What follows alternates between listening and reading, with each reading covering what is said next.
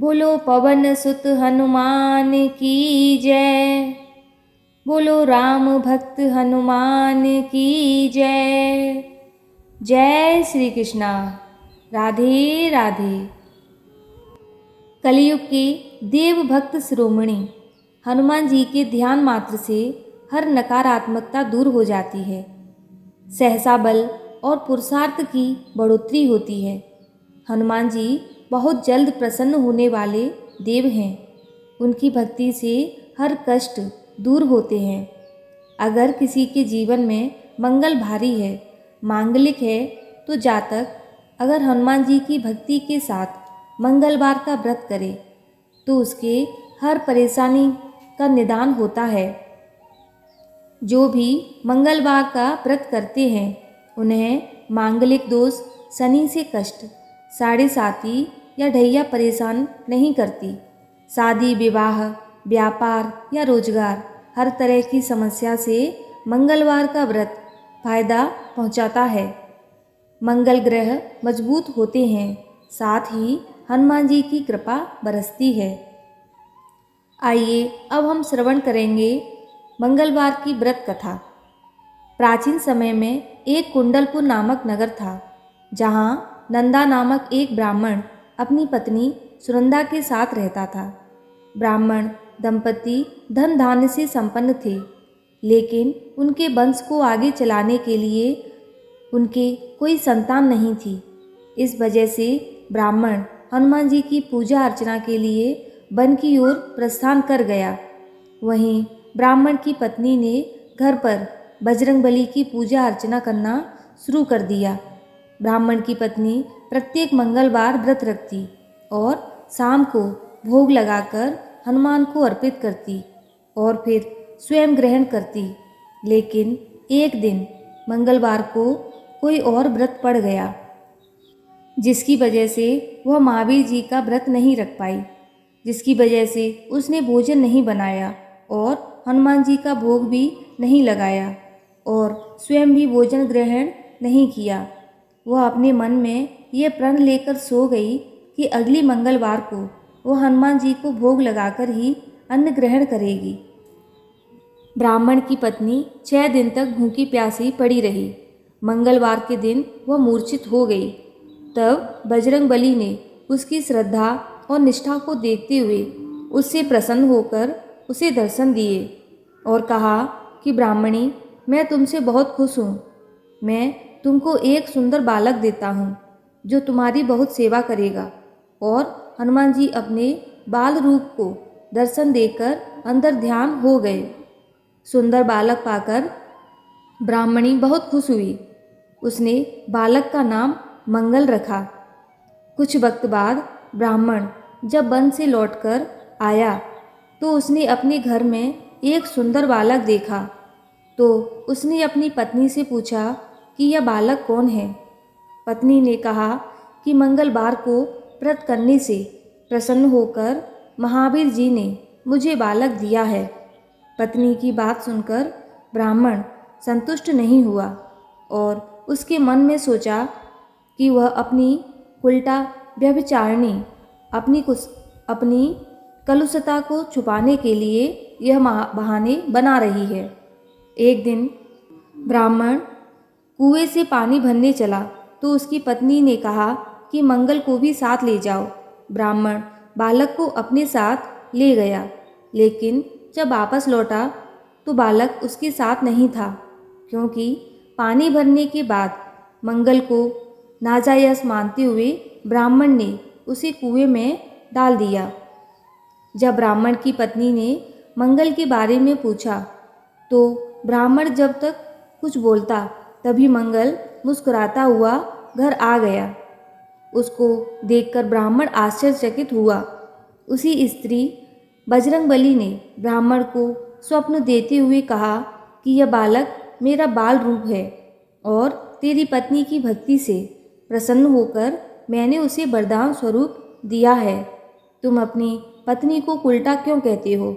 यह सुनकर ब्राह्मण खुश हो गया और ब्राह्मण दंपति सुखपूर्वक अपना जीवन व्यतीत करने लगे।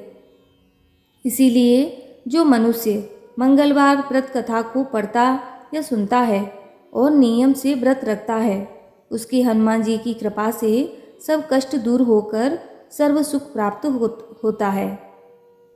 जय श्री राम। आइए अब बड़ी ही सुंदर कथा सुनते हैं। एक बार राम कथा वाचक थे।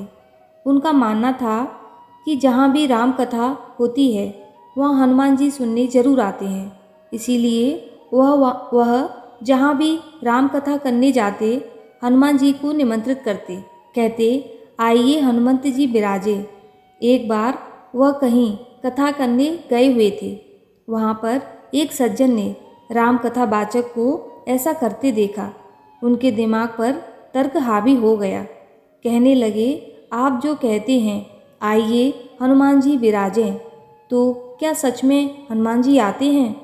राम कथावाचक कहने लगे, यह मेरी आस्था है कि हनुमान जी जहाँ राम कथा होती है वहाँ जरूर आते हैं। इसीलिए मैं हनुमान जी को गद्दी पर आमंत्रित करता हूँ। राम कथावाचक कहने लगे कि आस्था को तर्क की कसौटी पर नहीं परखना चाहिए। लेकिन वह सज्जन जिद पर अड़ गए कि आपको अपनी आस्था साबित करनी होगी कि सच में हनुमान जी आते हैं, क्योंकि आप जहाँ भी जाते होंगे सब जगह ऐसा ही बोलते होंगे। कथावाचक ने बहुत समझाया, मानो तो भगवान नहीं तो पत्थर, आप कहें तो मैं जहाँ कथा करनी छोड़ दूँ। लेकिन वह सज्जन नहीं माना और राम कथा वाचक कहने लगे, ठीक है, मैं कल साबित करूँगा कि हनुमान जी आकर गद्दी पर बैठते हैं। आप आज रात गद्दी को अपने साथ लेकर अपने घर जाना। राम कथावाचक और उस सज्जन के बीच की बात पूरे शहर में फैल गई और पहले से कई गुना ज़्यादा संगत उस दिन कथा सुनने आए। अगले दिन राम कथावाचक ने अपनी पूजा की ओर गद्दी पर हनुमान जी को आमंत्रित किया। राम कथावाचक ने मन ही मन हनुमान जी से कहा कि अब मेरी आस्था की लाज रखना प्रभु, और कहा आइए हनुमंत जी विराजे। उस सज्जन को आमंत्रित किया, आप अब उस गद्दी को उठाइए। वह सज्जन आए और गद्दी उठाने के लिए झुके। पूरे पंडाल की नज़रें उस सज्जन पर थीं। आज तर्क जीतेगा या आस्था? वह सज्जन पसीना से तर हो गए, लेकिन गद्दी को ना उठाया।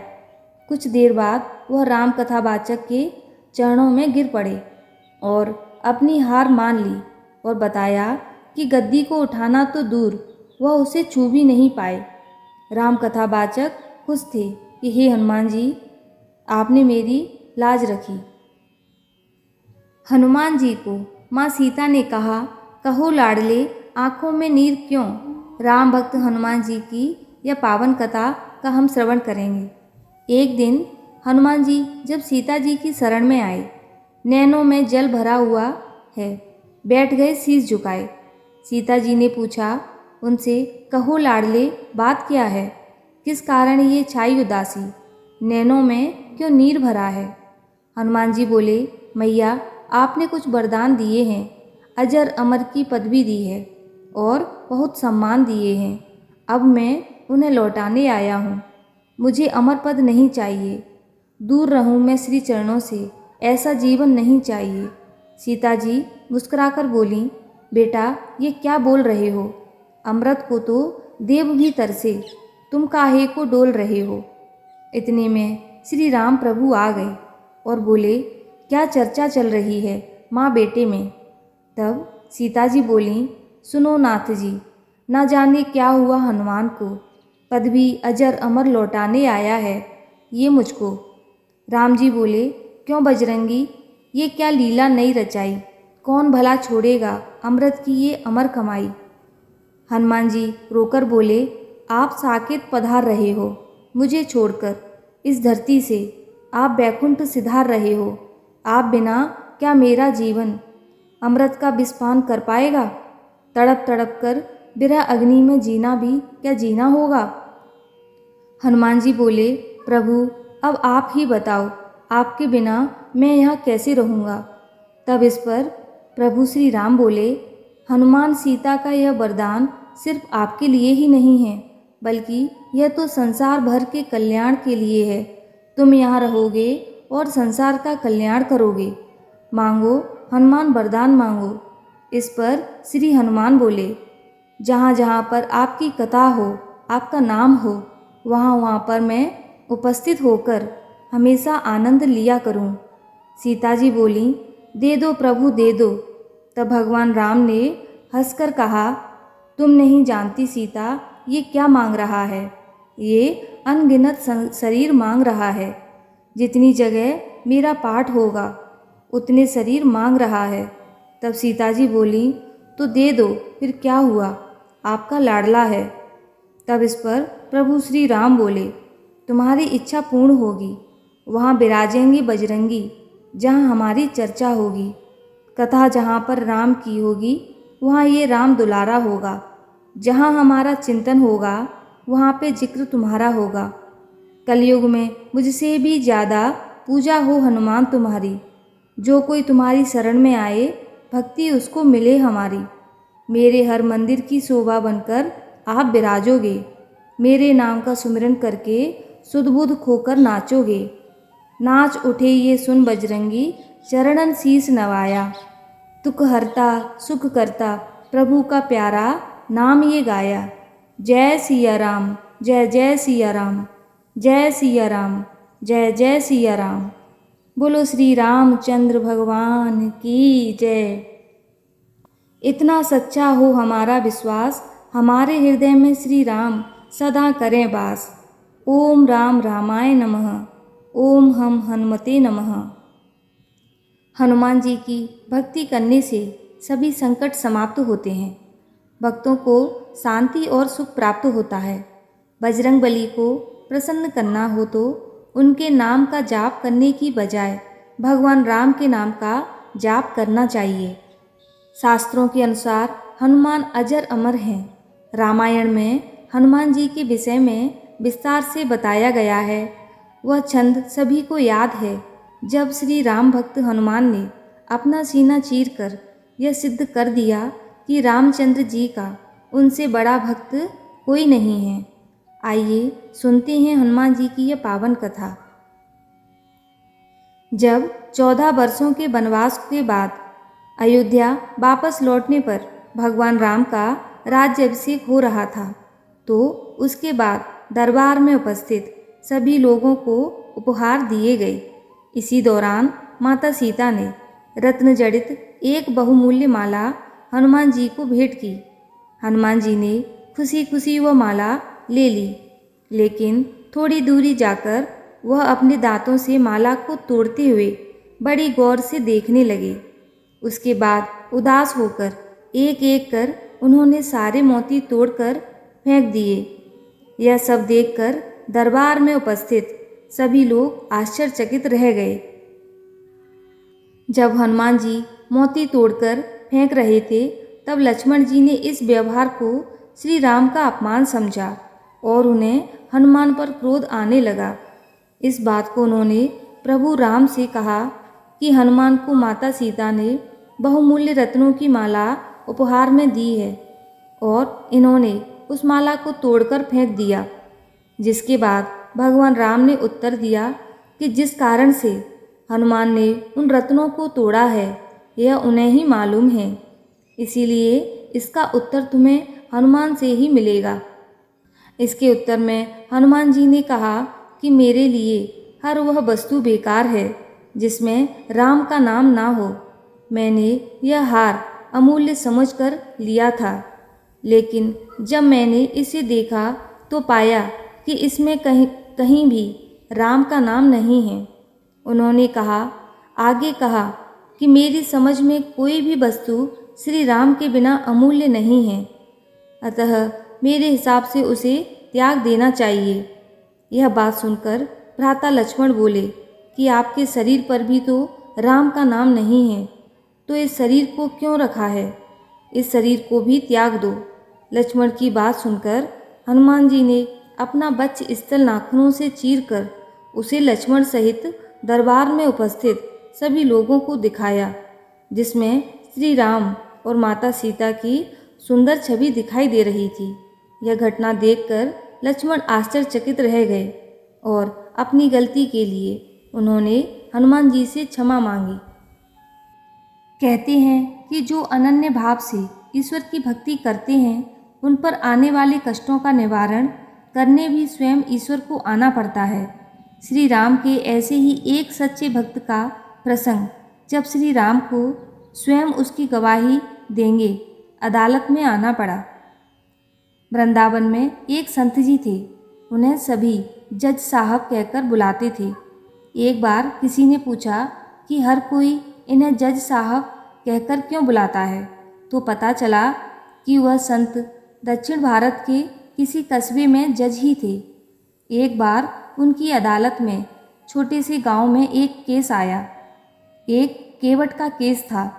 उसके 2 बेटे और एक बेटी थी। बेटी के विवाह के समय बेटों ने पिता से कहा कि आप गांव के साहूकार से ब्याज पर कुछ रुपया उधार ले लें, हम मेहनत करके वह कर्ज चुका देंगे। वह केवट साहूकार से कुछ रकम उधार ले आया और उससे ब्याज भी दर भी तय हो गई। बेटी की शादी हुई तो वह केवट मंदिर में ही रहने लगा। मंदिर की साफ सफाई और सेवा करता। वह बहुत ही भोला था, इसीलिए हर कोई उसे भोला कहकर बुलाता। वह श्री राम जी का परम भक्त था। हर बात में कहता, रघुनाथ जी जाने। बेटों ने मेहनत करके रकम पिता को दी और कहा कि साहूकार का उधार उतार दो। साहूकार ने पैसा देकर एक रसीद दी, भोला को दी और कहा कि इसे एक बार पढ़ लें, जिस पर लिखा था कि इसने मेरा सारा उधार चुका दिया है। भोला ने रसीद नहीं पढ़ी और कहा कि जो जाने रघुनाथ जी जाने। यह देखकर सेठ के मन में लालच आ गया और उसने भोला से और पैसे ऐंठने की सोची। उसने चालाकी से रसीद को बदल दिया, जिस पर लिखा था कि इसकी अभी तक सारी रकम बकाया है। भोला इस बात से अनजान वापस चला आया और रसीद संभाल कर रख दी। कुछ दिन बाद सेठ ने अदालत में उस पर केस कर दिया। जज ने पूछा कि तुमने साहूकार के पैसे वापस क्यों नहीं किए। भोला रोने लगा कि जज साहब, मैंने तो सारे पैसे वापस कर दिए हैं। जज ने पूछा कि तुम्हारे पास कोई गवाह है जो बता सके कि तुमने साहूकार के पैसे चुका दिए हैं। भोला ने फिर कहा, रघुनाथ जी जाने। जज ने सोचा कि शायद रघुनाथ जी गांव का कोई व्यक्ति होगा, इसीलिए साहब ने केस की अगली तारीख दे दी और रघुनाथ के नाम से सम्मन जारी कर दिया। जब सम्मन गांव में पहुँचे तो गांव के लोग कहने लगे, रघुनाथ नाम का तो कोई व्यक्ति गांव में है ही नहीं। हाँ, गांव में रघुनाथ जी का एक मंदिर है। चपरासी मंदिर में गया और पुजारी जी से कहा कि रघुनाथ जी के नाम सम्मन आया है। पुजारी जी ने हस्ताक्षर कर ले लिया और श्री राम के चरणों में रख दिया।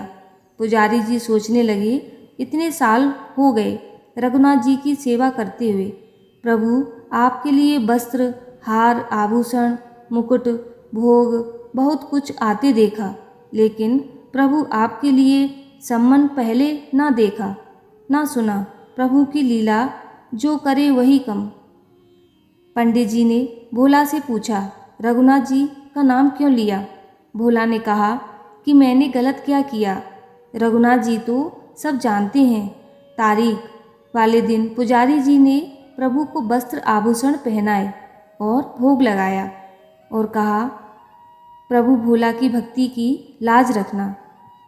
अदालत में जज ने भोला से पूछा कि तुम्हारे रघुनाथ जी कहाँ हैं। भोला ने कहा कि यह तो सब जगह हैं।